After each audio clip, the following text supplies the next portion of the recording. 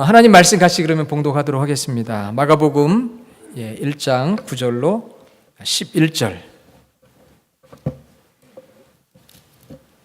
마가복음 1장 9절로 11절. 우리 스크린 같이 보면서 교독하도록 하겠습니다. 같이 읽겠습니다. 그때에 예수께서 갈릴리 나사렛으로부터 와서 요단강에서 요한에게 세례를 받으시고 곧 물에서 올라오실새 하늘이 갈라짐과 성령이 비둘기같이 자기에게 내려오심을 보시더니 하늘로부터 소리가 나기를 너는 내 사랑하는 아들이라 내가 너를 기뻐하노라 하시니라.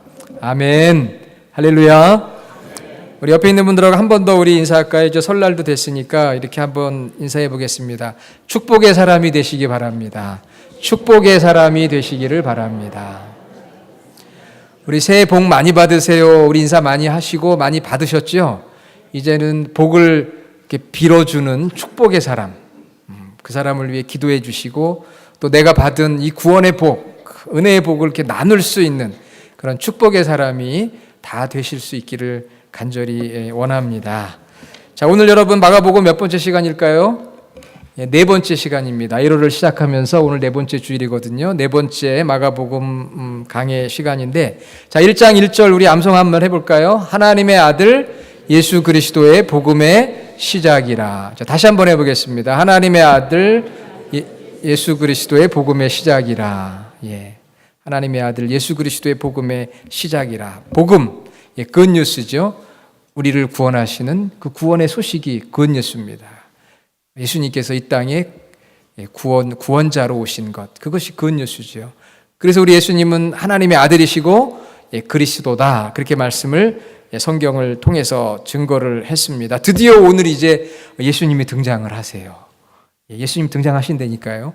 예수님이 등장하시면 좀 사실은 빰빠라밤이 나와야 되는데 이건 뭐 그렇지는 못합니다만 예수님이 오늘 드디어 등장을 하시는 거예요. 복음이 이제 시작이 되었어요.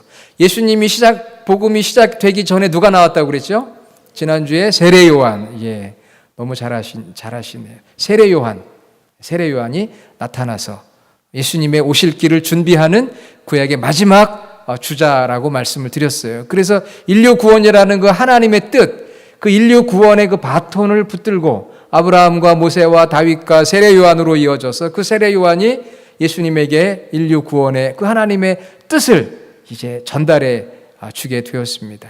그래서 세례 요한이 먼저 등장을 했고 그 다음에 이제 주연이 나오는 거죠. 조연이 나오고 그 다음에 주연이 나오는데 그 주연이 바로 예수 그리스도인데 오늘 1장 9절에 드디어 기다리던 예수님께서 나타나시는 거예요. 그때에, 즉 세례 요한이 세례를 베풀고 있던 그때에 예수께서 어디에서 오셨어요? 갈릴리 나사렛으로부터, 갈릴리 지역의 나사렛이라고 하는 동네, 거기가 바로 예수님이 자라신 고향입니다. 그곳으로부터 세례 요한이 세례를 베풀고 있는 요단강에 오셔서 세례를 받으셨다. 예수님이 이제 복음이 시작이 되는데 예수님 나타나셔서 최초로 하신 일이 무엇입니까? 세례를 받으신 일이에요. 세례 요한에게 세례를 받으신 일. 여러분, 세례는 죄인이 죄를 회개하고 받는 예식입니다. 그런데 예수님께서 왜 세례를 받으셔야 했을까요? 예수님은 죄인이 아니셨습니다. 고린도후서 5장 21절에 하나님이 죄를 알지도 못하신 일을 우리를 대신하여 죄로 삼으신 것은 우리로 하여금 그 안에서 하나님의 의가 되게 하려 하심이라. 아니, 세례는 죄인이 죄를 회개하고 고백하고 이제 죄 씻음을 받았다고 하는 상징적인 의미로 세례를 받는 것인데, 그럼 예수님은 죄인이 아니신데 회개할 게 없으신데 왜 예수님은 세례를 받으셨을까요? 왜 받으셨을까요? 생각해 보셨어요? 왜 받으셨을까? 그것이 바로 오늘 하나님의 말씀 본문의 핵심입니다. 제가 신학교를 다니면서 저에게 고민이 하나 있었어요. 그것은 고민이면서 기도인데, 신학대학을 졸업하면 이제 어디론가 사역을 나가야 되는데, 어디론가 전도사로 사역을 나가야 되는데 언제 나가야 될까? 어디로 나가야 될까? 어떻게 해야 될까? 이것이 저의 고민이고 또 기도의 제목이었어요. 아마 우리 교회 이제 부목사님들도 사역을 하고 또 공부를 하잖아요. 우리 부목사님들도 기도 제목 중에 제일 큰 기도 제목이 아마 그런 기도 제목일 거예요. 이제 훈련받고 공부하면 어디에 가서 어떻게 복음을 전하고 가르치거나 사역을 할까? 그걸 놓고 늘 이제 기도하고 있거든요. 그래서 여러분들이 그것을 위해서 많이 또 우리 기도를 해 주셔야 합니다. 저도 그래서 고민하고 기도하면서 이 졸업을 하면 어디로 가야 되나 하나님 인도하심을 구했는데, 예수님도 이제 이 갈릴리 나사렛 고향에서 사적인 생애, 가정에서 사적인 생애를 하시는 거죠. 아버지 그 요셉을 도와 목수일도 하고 어머니를 돕고 동생들을 돌보면서 우리 주님도 기도하셨을 것 같아요. 내게 맡겨주신 이 구원의 사역을 위해서 내가 언제 드디어 공생애를 시작하게 될까? 언제 시작해야 되나? 이런 기도 가운데 하나님께서 주시는 응답은 바로 세례 요한이 세례를 베풀고 있을 그때에 요단강에 가서 세례를 받음으로 사역을 시작하라. 아마 그런 하나님의 어떤 음성, 하나님의 인도하심을 받고 드디어 예수님께서 세례 요한이 세례를 베푸시는 요단강으로 가셨습니다. 그리고 거기에서 세례를 받음으로 예수님의 퍼블릭 미니스트리, 공생애를 시작하신 거예요. 그런데 늘 질문을 하는 것이죠.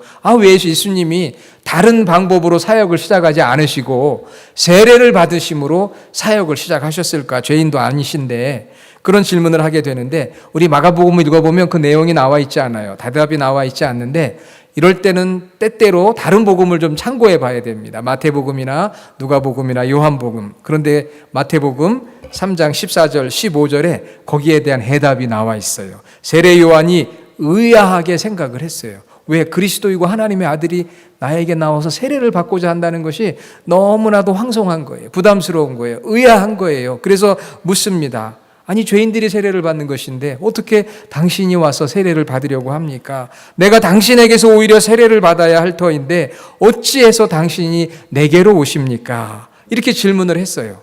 그러니까 예수님께서 그때 이렇게 대답했습니다. 허락하라.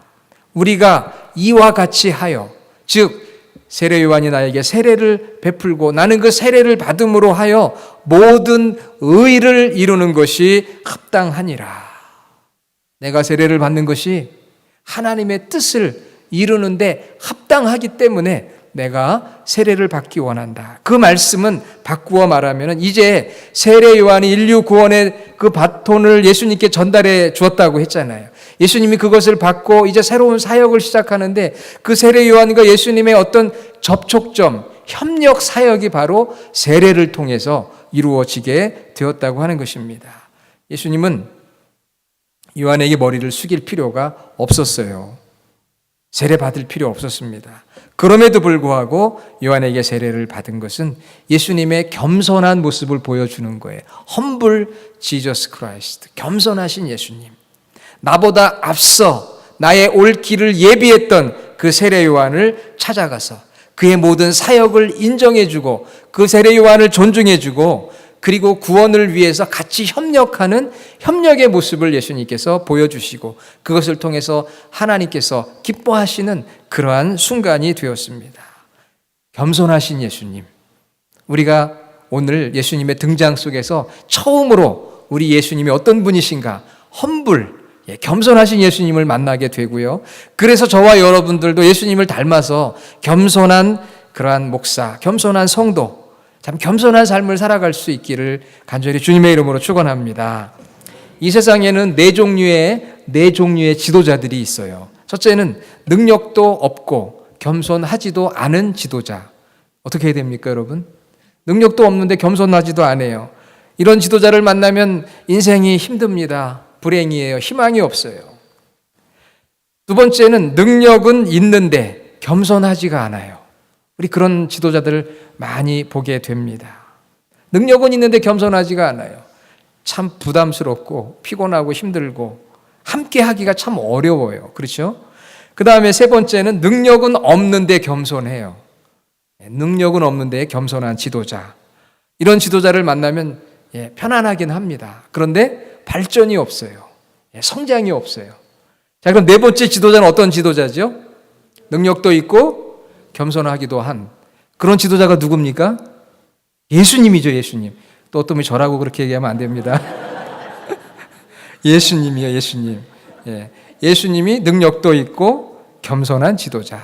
그래서 예수님이 우리 희망이 되고 우리의 위로가 되고 이런 지도자가 예수님이에요. 거기에 발전이 있고 성장이 있고 리바이벌, 부흥이 있는 거예요. 그러니까 예수님 오셔서 놀라운 부흥을 일으키셨잖아요. 능력도 있고 겸손한.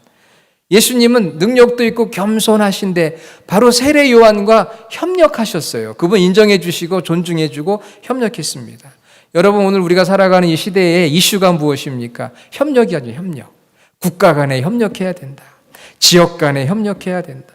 가정 간에도 협력해야 되고, 정치도 좀 정당 간에 좀 협력이 이루어져야 되고, 교회도 협력해야 되고, 가정도 협력해야 되고, 경제도 협력해야 되고, 이 협력해야 된다고 하는 것이 이게 요즘 더 우리에게 피부로 다가오는 이슈가 협력이거든요. 같이 협력하는 거. 그런데 그 협력을 예수님이 보여주신 거예요. 험불하게, 겸손하게. 예수님은 요한의 사역을 평가하고 비판하고 판단하지 않으시고요. 그 요한을 인정해주고 존중해주고 그 요한에게 머리를 수그렸다고 하는 거예요. 하나님의 아들이고 그리스도이신 예수님, 그분이 세례 요한에게 머리를 들이밀고 세례를 받았다고 하는 것이죠. 겸손함을 보여주는 것입니다. 아름다운 협력. 그래서 하나님의 의가, 하나님의 구원의 그 뜻이 이루어져 가는 그 아름다운 모습을 오늘 우리가 이 성경에서 보게 되는 것이죠. 겸손하신 예수님. 그래서 초대교회의 교부였던 어거스틴은 신앙은 첫째도 겸손, 둘째도 겸손, 셋째도 겸손이라고 말씀을 했어요. 물이 높은 곳에서 낮은 곳으로 흐르는 것처럼 하나님의 은혜는 교만한 마음에 담겨지는 것이 아니고요. 하나님의 그 은혜는 겸손한 낮은 마음에 담겨집니다. 그래서 겸손은 하나님의 은혜를 담는 그릇이다. 예수님 태어나실 때도 마국간 구유에서 태어나시는 겸손한 모습. 예수님께서 사역을 시작하실 때도 요단강에 와서 세례 요한에게 세례를 받으시는 겸손한 모습. 마지막 십자가에 죽으실 때도 자신의 몸을 내어주시는 그 겸손과 희생의 모습. 바로 예수님의 모습이 겸손, 험불, 지저스 크라이스트예요. 그래서 그는 마가복음 11장 29절에 나는 마음이 온유하고 겸손하니 나의 멍에를 메고 내게 배우라. 그리하면 너희 마음이 쉼을 얻으리니. 우리 미국에서 최초로 자기 개발, 셀프 디벨롭먼트, 자기 개발서를 만들어낸 분이 데일 카네기라고 하는 분입니다. 그분은 성공한 사람들을 평생토록 연구를 했어요. 누가 성공하느냐 하는 것이죠. 그런데 그가 노년에 이런 말을 했습니다. 자수성가한 사람은 없다. 이상하죠? 자수성가한 사람이 없답니다. 여러분, 자수성가라는 말이 무엇입니까? 내가 홀로 노력해서 한 가문을 이루고 일가를 이루고 내가 열심히 혼자 노력해서 회사도 이루고 교회도 이루고 모든 것을 이룬 사람을 우리가 자수성가한 사람이라고 하잖아요. 그리고 우리는 자수성가한 사람을 굉장히 칭찬합니다. 존경합니다. 그런데 데일 카네기는 이렇게 이야기를 했어요. 아무리 잘났고 그 사람 본인이 혼자 노력을 했더라도 내가 연구해 보니까 어떤 사람의 도움 없이는 결코 스스로 잘 될 수 없다. 그렇게 평가를 했습니다. 맞습니다. 자수성가한 것처럼 보이지만 살펴보고 연구해 보니까 반드시 어떤 순간순간에 누군가의 도움이 있었다고 하는 것입니다. 그래서 성공하더라도 겸손해야 된다고 하는 것이 바로 이 데일 카네기의 말씀이었던 거예요. 여러분, 오늘 이 자리에 오기까지 누군가의 도움 없이 이 자리에 오신 분 있습니까? 아무리 능력이 있고 잘났다고 해도 누군가의 도움이 있었기 때문에 오늘 저와 여러분들이 이 자리에 있게 된 줄로 믿습니다. 성도들에게는 더더욱 자수성가란 없어요. 왜? 우리의 모든 삶과 우리의 모든 만남은 다 하나님의 은혜였고 하나님의 인도하심이었으니까 내가 잘나서 구원받고 믿음 생활하고 이 자리에 왔느냐? 아닌 것이죠. 하나님의 은혜로 우리가 여기까지 오게 되었기 때문에 겸손한 것이고요. 그리고 함께하는 동역자들로 인해서 감사한 것입니다. 저도 이곳에서 우리 사랑하는 부목사님들, 장로님들, 권사님들, 집사님들, 성도님들, 교회 여러 지도자들 때문에 그 동역에 너무 감사한 거예요. 스스로 내가 뭘 했다라고 하는 성취의 교만에서 빠져나와서 우리가 함께 협력하며 겸손히 하나님의 사역을 이루어가는 저와 여러분 우리 모든 교회 성도들이 되시기를 주의 이름으로 축원합니다. 겸손은 하나님 중심의 삶이에요. 하나님이 기준된 삶이고요. 교만은 나 중심, 내 기준된 삶이 교만입니다. 여러분, 예수님께서 이렇게 험불하게 겸손하게 세례요한에게 세례를 받고 그 세례요한을 인정하고 존중하고 협력하니까 어떤 일이 벌어졌는지 여러분 아세요? 겸손한 자에게 주시는 하나님의 축복이 있었어요. 자, 오늘 말씀 10절 한번 보겠습니다. 곧 물에서 올라오실새 하늘이 갈라졌어요.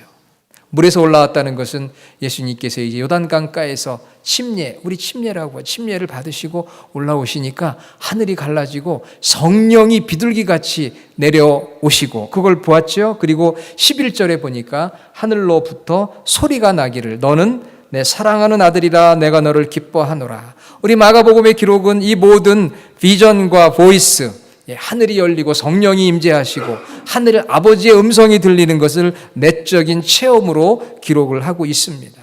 우리가 협력하면은요, 하나님께서 우리 가운데 이런 은혜를 주셔요. 하늘이 열리고 성령이 임재하시고 아버지의 음성이 들리는 그런 놀라운 역사가 나타납니다. 여기에 보니까 삼위일체 하나님이 등장을 해요. 앞으로 마가복음을 강해하면서 삼위일체에 대한 말씀을 드리겠지만 아버지 하나님, 아들 예수님, 그리고 성령님이 한 자리에서 역사하고 있습니다. 예수님은 세례를 받으시고 아버지 음성이 들리고 성령이 임재하는 한 분이시지만 세 인격을 가지고 있는 그 삼위일체 하나님의 그 모습이 오늘 마가복음 1장 9절로 11절에 기록이 되어 있어요. 세례를 받으시고 올라오는 그때에 하늘문이 열리는 환상을 봅니다. 그리고 성령이 임재해요. 여러분, 겸손하게 우리가 협력하면 그곳에 성령이 역사하는 줄로 믿습니다. 성령의 역사는 겸손히 서로 협력할 때, 상대방을 인정해주고 존중할 때 그곳에 성령이 역사해요. 교만한 자에게 성령이 역사하는 것이 아닙니다. 겸손한 사역에 성령이 역사하고요. 그 겸손하게 섬기는 그 자리에 아버지의 음성이 들려요. 아버지 마음이 너무 기쁜 거예요. 내 사랑하는 아들이라. 하나님의 아들이라고 마가복음 1장 1절에 이미 얘기하고 있지만 그 겸손히 섬기는 예수님, 그 아들을 보면서 아버지께서 내 사랑하는 아들이라 내가 너를 기뻐하노라. 여기서 말하는 이 사랑이라고 하는 말은 최고 형태의 사랑, 완전한 사랑을 말하는 거예요.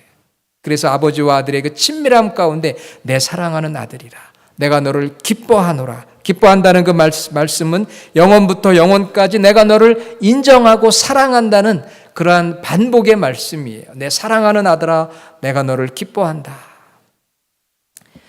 여러분, 하나님께서 가장 사랑하시는 자, 하나님께서 가장 기뻐하시는 그 모습은 바로 하나님 나라 인류 구원의 뜻을 이루기 위해 협력하는 그 모습. 그것이 바로 하나님께서 가장 사랑하시고 가장 기뻐하시는 모습이에요. 예수님도 산상수훈 마태복음 5장 9절에 화평하게 하는 자는 복이 있나니 그들이 하나님의 아들이라 일컬음을 받을 것이며, 피스메이커, 화평하게 겸손하게 협력하는 자를 예수님도 하나님의 아들이라고 칭하시겠다 말씀을 하셨어요. 여러분, 일제 강점기에 저 북한 평양에 산정현 교회라고 있었습니다. 이 교회는 꽤 유명한 교회인데요. 여기에 조만식 장로님이 계셨어요. 이분은 민족 지도자여 독립운동가이십니다. 조만식 고당 조만식 선생님이라고 하죠. 이분이 이제 장로님이신데 이제 이분이 그 산정현 교회의 수석 장로님, 선임 장로님이신데 이분이 이제 어떤 목사님을 청빙을 했는데 어떤 목사님이 오셨느냐? 여러분 너무 잘 아시는 신사 참배하다 옥고를 치르고 순교하신 주기철 목사님을 담임 목사님으로 청빙하셨어요. 1933년 그 근간의 일입니다. 그런데 이 주기철 목사님은 이 조만식 장로님의 사랑하는 제자였어요. 북한에 있는 오산 학교라고 하는 곳에서 가르침을 받은 제자인데 그 제자를 담임 목사님으로 모시게 된 것이죠. 그래서 이 담임 목사님 제자긴 제자지만 그래도 목사님이시니까 잘 보필을 했습니다. 그러나 이 당시 민족 지도자였던 이 조만식 장로님 너무 바쁜 거예요. 많은 사람들이 장로님을 찾아와서 항상 방문객 때문에 시간에 쫓기는 생활을 한 거예요. 혹시 여러분 중에 그런 분 계세요? 너무 많은 분들이 만나자고 해서 시간에 쫓기는 삶을 사시는 분 계십니까? 그래서 본의 아니게 이분이 예배 시간에 지각을 하는 거예요.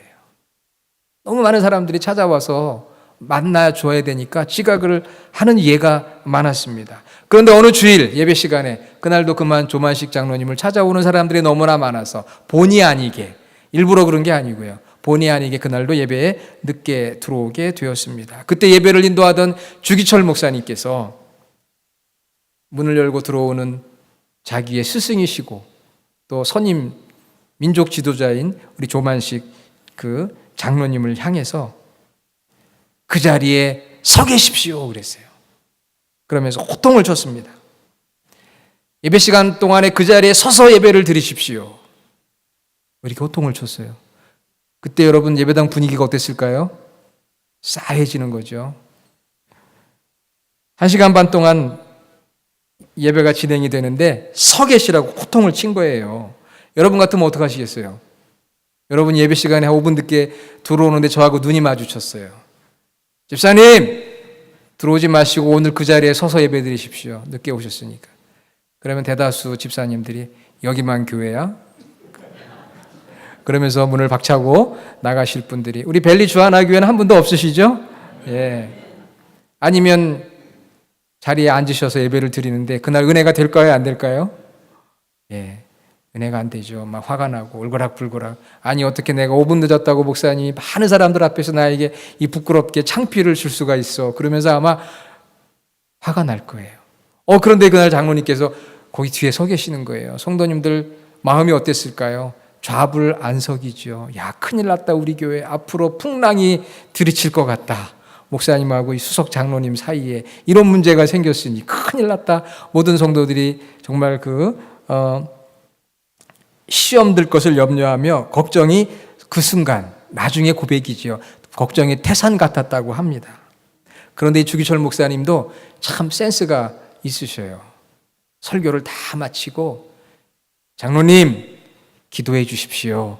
이렇게 얘기한 거예요. 여러분 기도가 약입니다. 기도해 달라고 하는데 뭐 어떡하겠어요?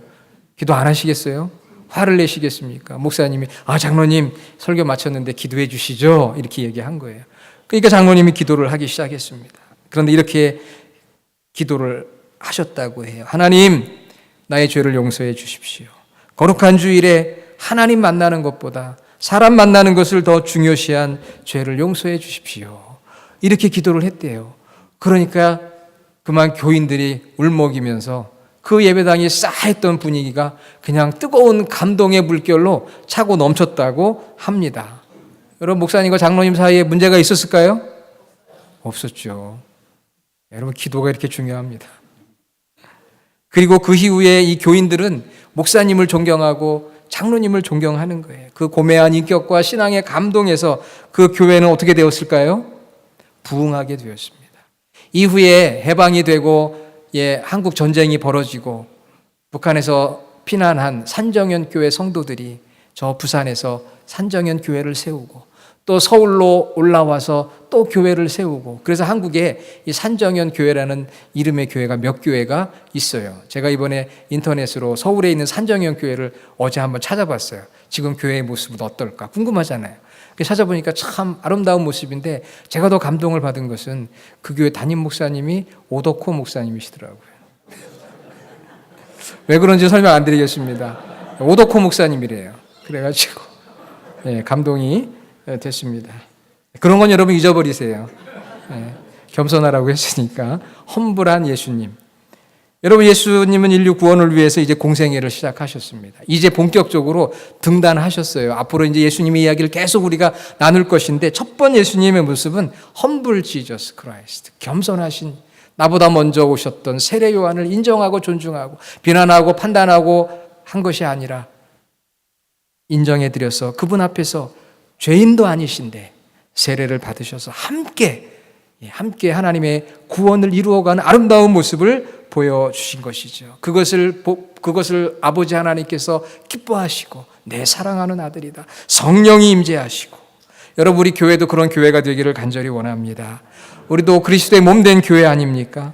우리 모두가 저를 비롯해서 예수님의 이런 겸손한 모습을 실천하는 교회가 되면, 그리고 더 연약하고 힘든 자를 먼저 아껴주고 섬기는 자가 된다면 하나님께서 내 사랑하는 우리 벨리 주하나 교회 성도들아, 내가 너를 기뻐하노라, 그렇게 하나님의 음성이 우리 내적인 감동으로 다가올 뿐만 아니라 성령님께서 하늘문을 여시고 이곳에 임재하여 주셔서 우리의 심령이 변화되고 우리가 치유되고 우리의 믿음이 자라고 소문난 교회가 되면 많은 영혼들이 돌아오는 그러한 축복된 교회가 되리라 믿습니다.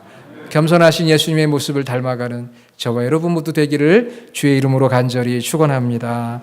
아멘. 아버지 하나님 감사합니다. 오늘 이 아침에 예수님의 모습, 겸손하신 주님의 모습, 협력하시는 모습을 보면서 도전을 받습니다.